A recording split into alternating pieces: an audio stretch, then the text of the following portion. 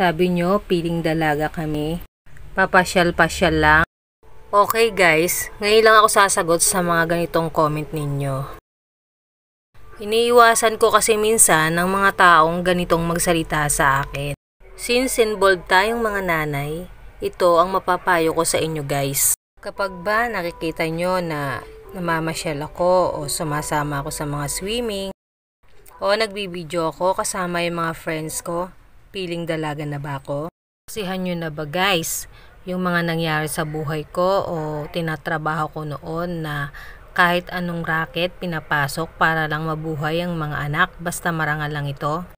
Kasama nyo na ba ako sa bahay para ganun na lang at husgahan ako? Dapat guys, tayong mga nanay, kahit anong busy natin, alagaan natin ang ating sarili. Mahalin natin ito at huwag nating pabayaan. Mag-ayos tayo guys. Sa ibang mapaghusga dyan, wala kayong magagawa kung talagang maganda kami. Iniingatan lang naman namin ang aming mga sarili at inaalagaan namin.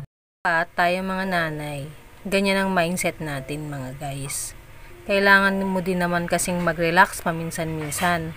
Alagaan mo yung sarili mo. Magpa-parlor ka, mamasyal ka.